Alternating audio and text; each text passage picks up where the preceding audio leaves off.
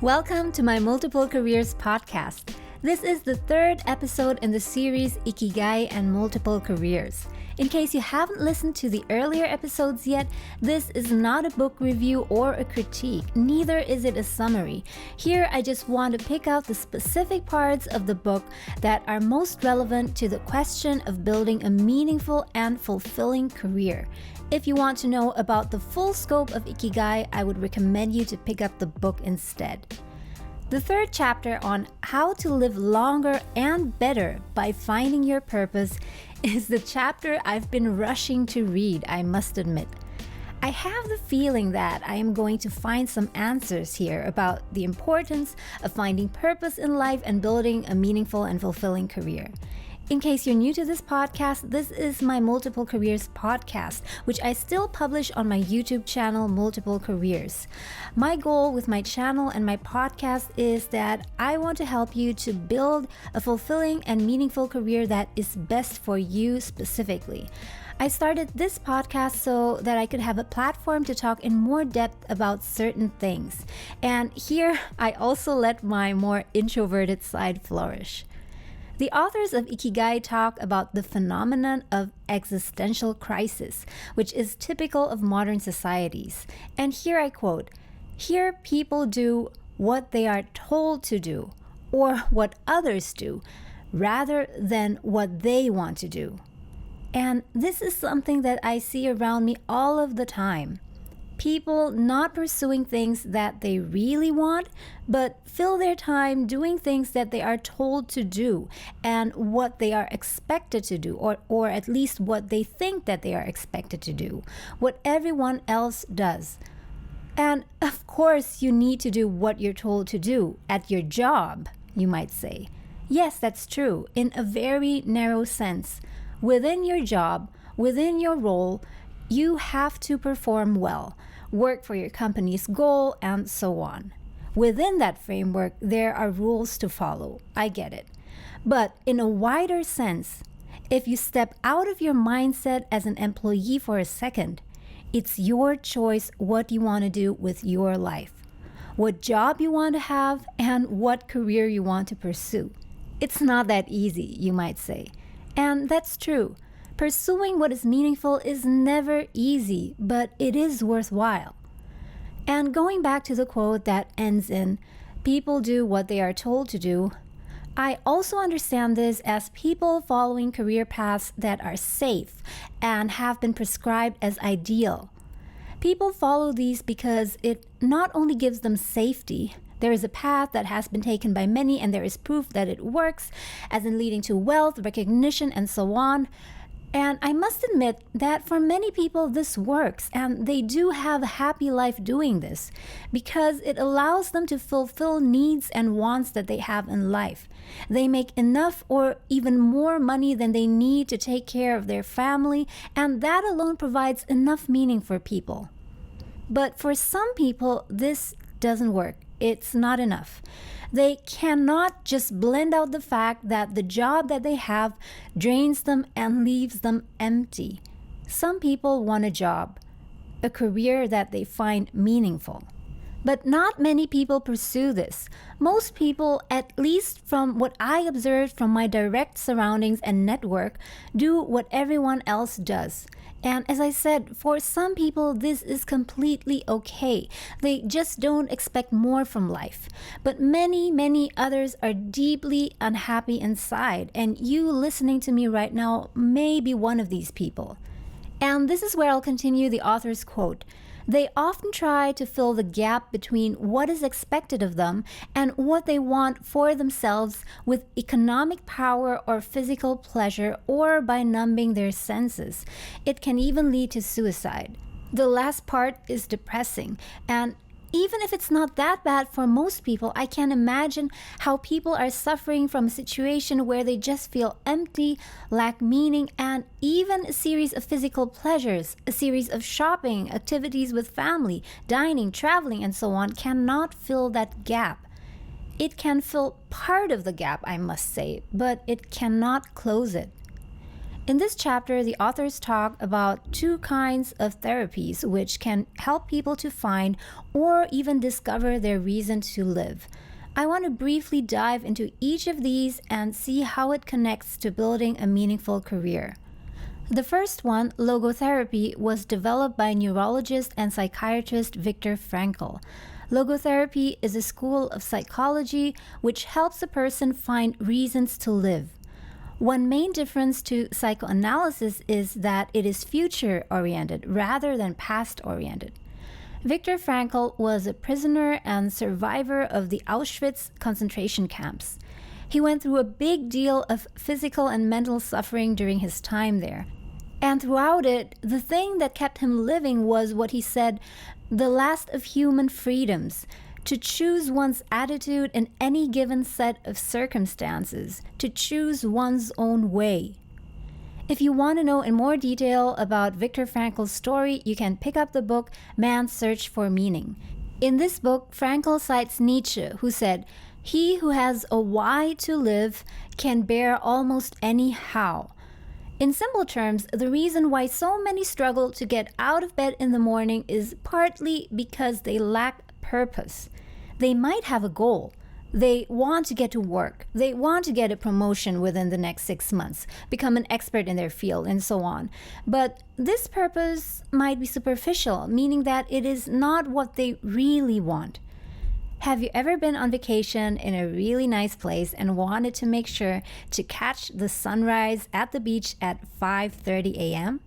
Imagine that, and imagine that in order to do that, you need to wake up 15 minutes earlier because you have to walk to the beach first. If you really want to watch that sunset, you'll jump out of your bed at 5:15 as soon as the alarm rings. But what about if it wasn't really your plan, but someone else's? Let's say it was your spouse who asked you to come along to see the sunset, but actually you didn't really care that much. Then you'd be lacking a purpose.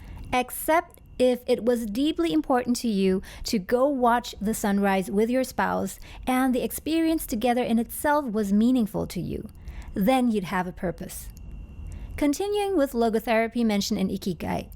One central difference between logotherapy and psychoanalysis is that psychoanalysis focuses on someone's past. It centers on psychology. Logotherapy, on the other hand, is forward-looking and it also has a spiritual aspect. So while in psychoanalysis or other forms of therapy, the feeling of frustration can be seen as a form of a mental illness, logotherapy sees existential frustration as a form of spiritual anguish. Something that can be positive, a catalyst, something that drives a person to change their life.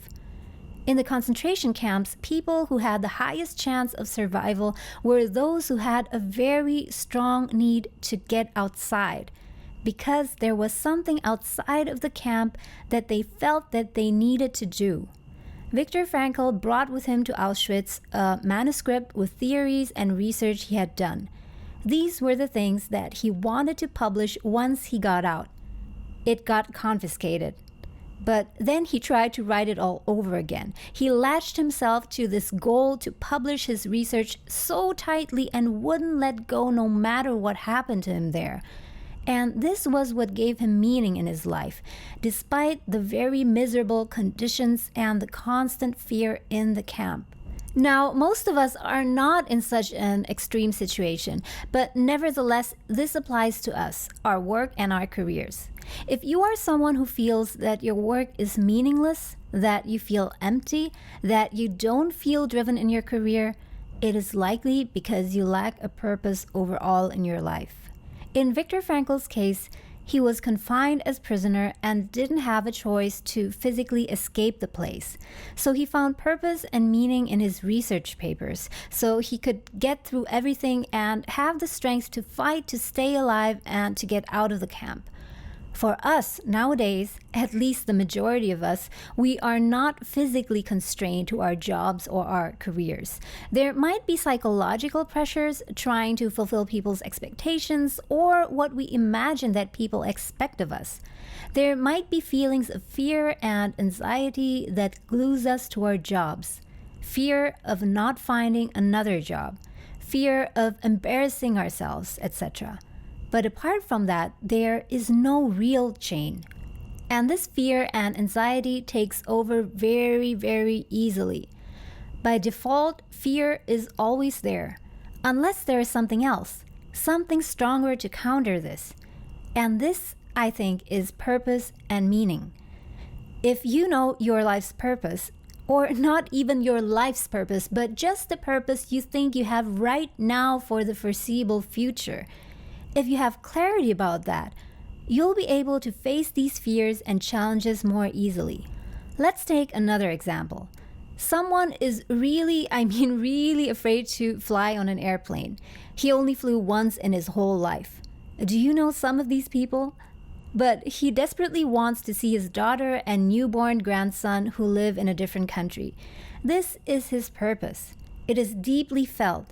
It's not something that someone said he should do or has to do. It is just a deeply felt need. So although this person is terrified, he decides to just go on an airplane and see his daughter.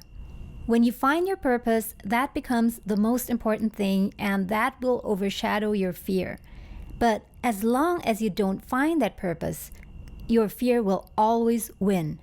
The tricky part is that you can't just impose a purpose on yourself. It cannot be superficial. You can't just slap it onto yourself like a label and say, this is what I want my purpose to be. This sounds cool. Helping starving children. This will be my purpose. Rather, you have to continuously work on finding it, discovering it. Many people don't want to go through this process or don't believe that it's important enough, and so they continue living their lives feeling that they don't have real purpose. The same goes for their careers. They go on pursuing a career but don't find it meaningful, and as the author said before, fill the gap with economic power, physical pleasure, or by numbing their senses. Now you might say, but the reason Viktor Frankl found his purpose, or a purpose I would say, specifically during the time in the concentration camp, was because he was in such a terrible situation, because he went through so much suffering. And that's exactly it. If you right now feel like you're suffering, either from something real or imagined, or even just because of your own thoughts and feelings, this is exactly the opportunity to find meaning and purpose.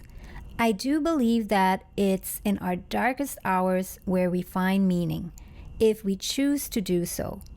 If we don't look for meaning and purpose, what we'll find is more and more desperation. So, if you're in a bad situation right now, either laid off or your working hours have been reduced or you just graduated and can't find work, use this time to center yourself and find your purpose. So once you encounter a suitable opportunity, you will be ready for it. You'll know what you want and what you're willing to sacrifice for it. Let's go on to the second therapy mentioned in Ikigai, which is the Morita therapy. This is also a purpose-centered therapy in Japan. It was created by Shoma Morita, who was a Zen Buddhist. While I've read about logotherapy before, this is the first time that I've read about Morita therapy. In the Morita therapy, there is a different way of dealing with emotions. The author summarized that Morita therapy focuses on teaching patients to accept their emotions without trying to control them, since their feelings will change as a result of their actions. The focus here is on taking action, and that then the actions will change the feelings. And I've observed that in the Western world now, there is also a shift towards this kind of thinking. As the author said, many Western forms of therapy focus on controlling or modifying the patient's emotions. But nowadays I see in the popular self-help literature especially that this has shifted. There is more and more focus on taking action, as we can see from books about habit, like Mini Habits, Atomic Habits, The Power of Habit, and so on. It's all about taking action. All talk about the importance of small actions that lead to big results. In the Morita therapy, there seems not to be much talking. It is more a spiritual retreat. In its original form, treatment lasted for 15 to 21 days, where the patient observes his emotions, does breathing exercises, and performs simple tasks like painting, making ceramics, and so on. And during this time, he only speaks with the therapist, if at all. And it sounds to me like a very relaxing therapy. The goal is, in the end, that the patient re-enters society as a new person with a sense of purpose. It's interesting to me here that purpose is found through action, doing simple activities rather than to talk in therapy. It reminds me of moments in my own life where I experienced total calm and suddenly experience a flood of insights that is really difficult to verbalize. A sense of calm and peace, knowing what I want to do. There are many, many ways to discover your purpose and meaning in life. There is no straightforward path, but I believe that the key is that you need to be on the lookout for it. Latch on to small things in which you see meaning. Look at your apartment or your house now. Pick one room that you think is your favorite. Perhaps it's your living room or your kitchen. Look at the different objects in that room that you like. Which ones make you smile? How did those things get into your place? I bet it wasn't a one-time shopping spree, right? I bet that it was a gradual accumulation of all those objects over the years until you finally arrived at the collection that you have now, so to say. Little trinkets or accessories or decoration that would mean nothing to other people, but that mean a lot to you. And the same goes for your career. You don't arrive at a fulfilling career in one move. It takes many small moves and adjustments to arrive at that. And the key here is that you have to be aware of your emotions and thoughts. But instead of fighting them or dismissing them, you gotta work with them and somehow get to know them. Why do you feel certain emotions about your work? Why do you feel annoyed whenever you open a particular spreadsheet? Perhaps it's because the numbers that are on the spreadsheet don't mean anything to you. Perhaps because you don't really care, no matter how hard you try, about your customer's portfolio and how it is doing. It doesn't necessarily mean that you don't like the customer, but you're just not interested in that particular aspect. But when you meet your customer, you get very excited chatting with the customer about the new business he or she set up, and you just can't stop giving suggestions for product names, slogans, etc. Pay attention to these kind of emotions. Don't fight them, but rather try to identify what your emotions might mean. At the end of the chapter, the authors liken Ikigai to existential fuel. And this analogy gave me a pretty good idea what Ikigai might be. They continue, once you find it, it is only a matter of having the courage and making the effort to stay on the right path. When I first started reading this book, I wanted to find out how these often lightly used terms, passion, purpose, meaning, and so on, connect. Now I recap starting from the first chapter until now. I find that Ikigai is a reason for being, what makes life worthwhile, and a sort of existential fuel. This aligns perfectly with the word purpose and meaning, but it's different than passion. I think that Ikigai is broader than passion, and passion is just one part of Ikigai. That is also reflected in the Ikigai diagram, where passion is just one component. What about fulfillment and a fulfilling career? I would say that a fulfilling life, a fulfilling career, is the result, a deep sense of satisfaction that we experience from our career, or simply said, happiness that we get from being in the right job and career. And Ikigai, purpose, I would say, is the source of it all. So finding our Ikigai and live by it in our own life and pursuing our careers will help lead us to a fulfilling career. And what about success? As I often say in my YouTube videos, a successful career, what is usually deemed as successful in terms of position, salary, status, might not always be fulfilling. Vice versa, a career that is fulfilling to someone might not necessarily be seen as a successful career by society. And here's where I want to point to subjective career success. While objective parameters are important, meaning we need pay or income to support our livelihoods, and we want to progress in expertise or in hierarchy and participate in society. But in order to have a fulfilled career, we need to also look at our careers at the level of subjective career success or personal success. And this is where the process of finding your Ikigai helps, because this purpose comes from deep within instead of from the outside.